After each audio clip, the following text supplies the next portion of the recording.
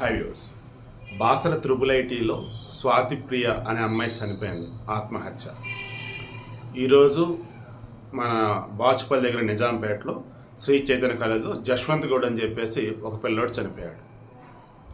ఆమె వచ్చేసాం పిఎస్సి, పిల్లోడు వచ్చేసాం ఇంటర్మీడియట్.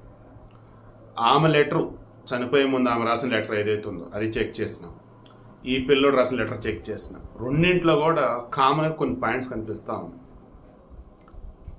ఈ పాయింట్స్ డిస్కస్ చేసే ముందు స్వాతి ప్రియకి సంబంధించి ఒకళ్ళేమో వరసకాని వాళ్ళని ప్రేమించింది, ఆ విషయం వాళ్ళ ఇంట్లో చెప్తే ఒప్పుకోలేదు, అందుకే ఆత్మహత్య చేసుకుని చెప్పేసి కొంతమంది వార్తలు ఇస్తారు.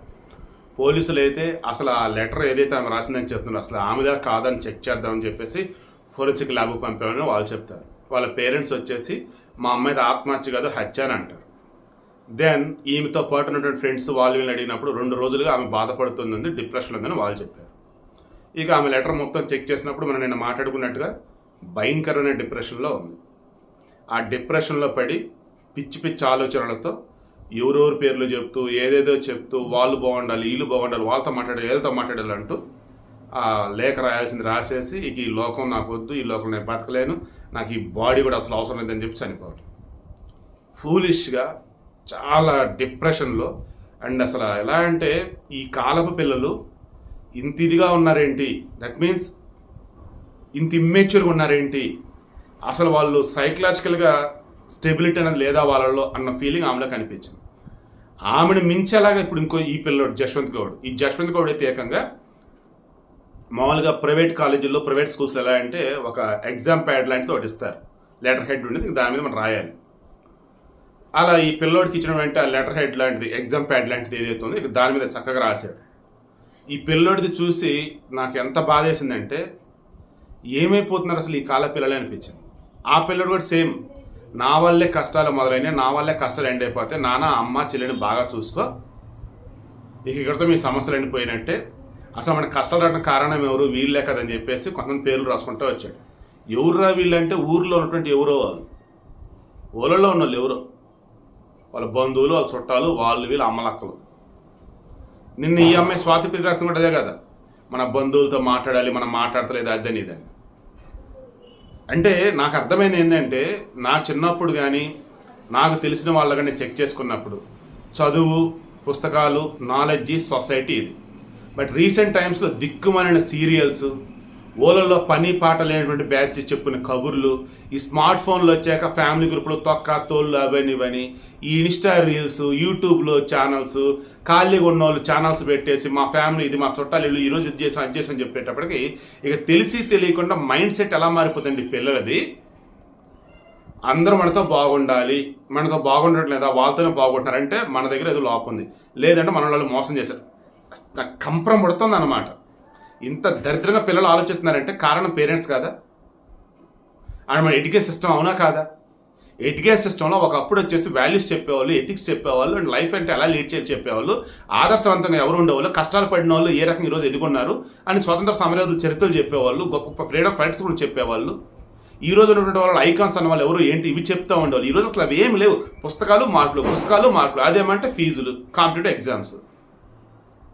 ఈ ఇద్దరు పిల్లల విషయంలో నాకు అర్థమైంది అదే, వాళ్ళకు ఉన్నటువంటి అసలు వాళ్ళకి సంబంధించినటువంటి ఇష్యూస్ని వాళ్ళని పూసుకొని వీళ్ళ మరణంతో అన్ని సెట్ అవుతాయి అనుకొని ఆ రకం చనిపోవడం. ఇక అత్యంత బాధ కలిగించిన అంశం వీళ్ళిద్దరు మరణాలు అయితే వీళ్ళిద్దరితో పాటు ఈక్వల్గా ఇంకో మూడోది కనిపించింది, నాకు ఒక మరణం కనిపించింది. అదేంటంటే తెలుగు భాష మరణం. నేను చాలా కరెక్ట్గా మాట్లాడుతున్నాను. ఈ పిల్లోడు ఇంటర్మీడియట్ ఫస్ట్ ఇయర్, ఆ పిల్లోడు రాసింది ఏంటి అంటే తెలుగులోనే రాశాడు, కానీ ఇంగ్లీష్, దట్ మీన్స్ తెలుగునే మొత్తం ఇంగ్లీష్లో. మనం కానీ కింద కామెంట్స్లో పెడతాం కదా, తెలుగు లాంగ్వేజ్ బదులు హిందీ ఇంగ్లీష్ లాంగ్వేజ్లో పెడుతూ ఉంటాం. ఏ రకంగా పదాలు వచ్చేసి ఇంగ్లీష్ పదాలు చదువుతున్నప్పుడు మొత్తం కూడా బయటకు వినపడేది తెలుగు అన్నట్టు అలా రాసుకొచ్చాడు ఆ పిల్లడు, వెనకాల అటాచ్ చేసాను చూడండి. దెన్ నాకు అనిపించిందండి, మన భారతదేశంలో ఆల్రెడీ సర్వేల ప్రకారం చూస్తే అన్ని భాషలలోకి వెళ్ళా అత్యంత త్వరగా తగ్గిపోతున్నటువంటి భాష జనాలు మాట్లాడటానికి మాకు ఇష్టం లేదే అన్నట్టుగా వేరే లాంగ్వేజ్ మాట్లాడుతూ ఏ మాతృభాష తగ్గిస్తున్నారంటే తెలుగు అని తెలిసింది. ఇది 100% నిజం ఈ పిల్లోడు చూపించాడు. ఇక్కడ తెలుగులో మాట్లాడితే ఇంగ్లీష్ మీడియం స్కూళ్ళల్లో ఫైన్, ఇంటి దగ్గర వచ్చేసి పిల్లలు తెలుగులో మాట్లాడుతూ నువ్వు ఇంగ్లీష్ మీడియం చదవట్లేదా, నువ్వు తెలుగులో మాట్లాడుతావు చెప్పేసి పేరెంట్స్. ఇంట్లో వచ్చేసి పేరెంట్స్ కూడా మాట్లాడుతానంటే hey please come, hey do it అంటూ ఇంగ్లీషు. ఇంక తెలుగు ఇంకెక్కడ వాడికి వచ్చేది?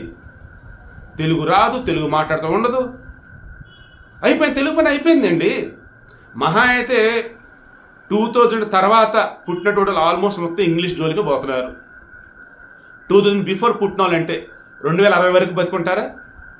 2080, సరే 2080 వేసుకుందాం, ఇది 2024 కదా, అంటే ఇంకొక 58 సంవత్సరాల, 52, 56 అంతే, ఇంకో 56 సంవత్సరాలు అంటే హార్డ్లీ 60 సంవత్సరాలు వేసుకుందాం. అంటే 2080 వచ్చేటప్పటికి తెలుగు భాష అంతమైపోయింది అనిపిస్తుంది నాకైతే.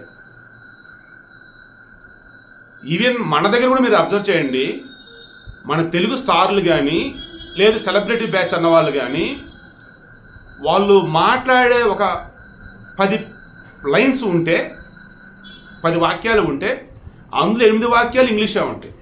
మరి అదేంటో అర్థం కాదు. అదే 10 వాక్యాలు బాలీవుడ్ వాళ్ళు మాట్లాడితే అక్కడ వచ్చేసి 6 వచ్చేసి హిందీ, 4 వచ్చేసి ఇంగ్లీష్ ఉంటుంది.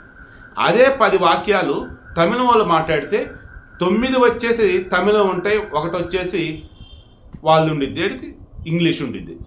కన్నడం వాళ్ళు కనుక అనేటైతే 8 వచ్చేసి కన్నడం ఉంటుంది, 2 వచ్చేసి ఇంగ్లీష్ ఉంటుంది. మలయాళం వాళ్ళు అయితే వాళ్ళది అయితే ఆల్మోస్ట్ ఒక 7-8 లైన్స్ వచ్చేసేమో మలయాళం అంటే మిగతా 2 లైన్స్ వచ్చేసి ఇంగ్లీష్. మనం మాత్రం అలా కాదు, ఘోరంగా ఉన్నాం అసలు మనమైతే.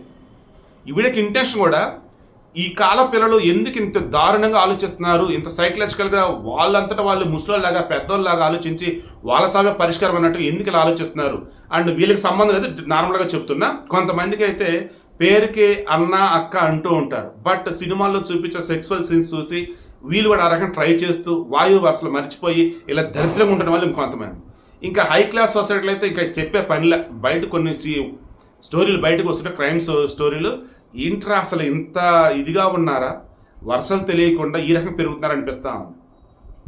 ఈవెన్ మన దగ్గర కూడా బావ అయితే బావ, అక్క అయితే అక్క, అన్న అయితే అన్న, వదిన అయితే వదిన, ఇలా వరుసలు పెట్టి పిలవాల్సింది పోయి వరుసలు మర్చిపోయి హాయ్ బ్రో, హాయ్ డూడ్ అంటూ, అండ్ అక్కను కూడా వేరే పిలవటం, లేదన్నప్పుడు వదిన కూడా అక్కని పిలవటం, లైక్ ఇలా ఎలా అయిపోతున్నాయి అంటే వీళ్ళు పిలుస్తున్న పిలుపులు పెద్ద కొంది ఆ ఇద్దరి మధ్య రిలేషన్స్ మారిపోయేసరికి చిన్నవాడు అవే చూసి ఓహో మనం కూడా ఇలాగే చేయాలేమో అన్నట్టు ఫీల్ అయిపోతా ఉన్నారు.